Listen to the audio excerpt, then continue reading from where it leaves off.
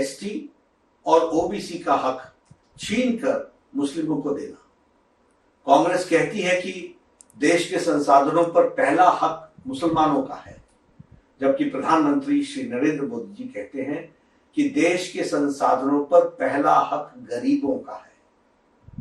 दिसंबर 2006 को national development council को संबोधित करते हुए प्रधानमंत्री मनमोहन सिंह ने कहा था, और मैं याद दिलाना चाहता हूं कि we will have to devise innovative plans to ensure that minorities, particularly the Muslim minority, are empowered to share equitably in the fruits of development.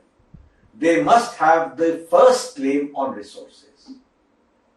Manmohan Singh ji ने यह बयान गलती से नहीं दिया था, बल्कि जानबूझकर दिया था, क्योंकि अप्रैल 2009 में फिर से मनमोहन सिंह ने मुंबई में प्रेस कॉन्फ्रेंस के दौरान एक प्रश्न के जवाब देते हुए फिर अपने बयान को सही ठहराया और कहा कि माइनॉरिटीज का, खासकर मुस्लिमों को प्रायोरिटी मिलनी चाहिए और उनको संसाधनों, देश के संसाधनों पर पहला हक होना चाहिए।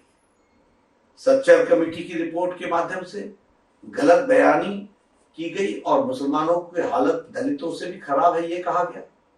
मतलब यह है कि कांग्रेस पहले से ही आधार बना रही थी कि येन केन प्रकारेण मुस्लिम को एससी, अनुसूचित जाति घोषित कर मुसलमानों को एससी आरक्षण की वैधता दिला दी जाए।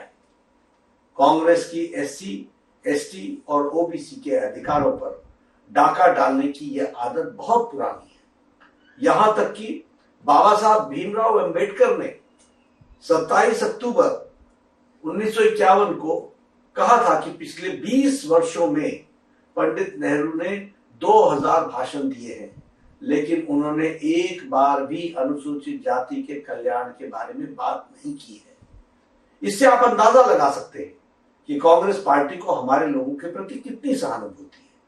पंडित नेहरू हमेशा मुसलमानों के पक्ष में रहते हैं। मैं नहीं चाहता कि मुसलमानों की उपेक्षा हो, कदापि हम नहीं चाहते कि मुसलमानों की अपेक्षा हो, लेकिन मैं यह जरूर चाहता हूं कि मुसलमानों को अन्य समुदायों की कीमत पर अनुचित लाभ नहीं उठाना चाहिए। जिन्हें अधिक सुरक्षा की आवश्यकता है उन्हें ही लाभ मिलना चाहिए।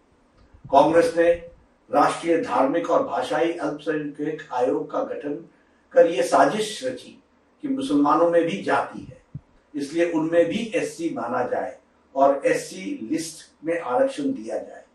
कोई एससी अगर धर्म बदलकर मुसलमान बनता है तो उसका एससी दर्जा बना रहे, साथ ही ओबीसी के 27% से 6% काट कर मुसलमानों को आरक्षण दिया जाए। कांग्रेस ने कोर्ट के कानून को बदलकर एएमयू, जामिया मिलिया जैसे संस्थानों में एससी, एसटी, ओबीसी रिजर्वेशन को खत्म किया। 1981 में कांग्रेस ने एससी, एसटी और ओबीसी के रिजर्वेशन को छीनने के लिए अलग एएमयू अमेंडमेंट एक्ट 1981 लाकर कोर्ट के फैसले को बदल दिया। कांग्रेस सभी जातियों को ओबीसी यानी सामाजिक और शैक्षणिक रूप से पिछड़ा बता रही है।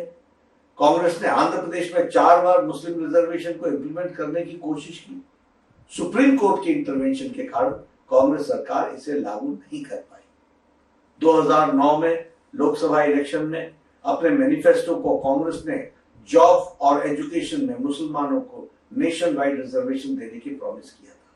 कांग्रेस चाहती थी कि ओबीसी रिजर्वेशन के अंदर मुस्लिम के लिए अलग से सब कोटा हो।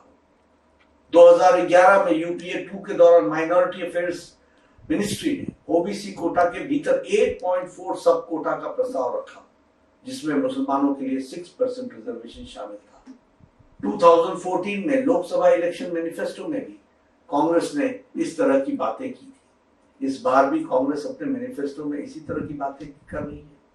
कर्नाटक में भाजपा सरकार ने रिलीजन बेस्ड रिजर्वेशन को खत्म कर दिया था, लेकिन कांग्रेस की सरकार आते ही तमाम मुस्लिम को ओबीसी कैटेगरी में डाल दिया।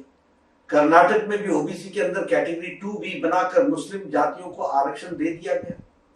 कांग्रेस ने अपने मैनिफेस्टो में कहा है कि देश के बहुसंख्यकवाद की कोई जगह नहीं है।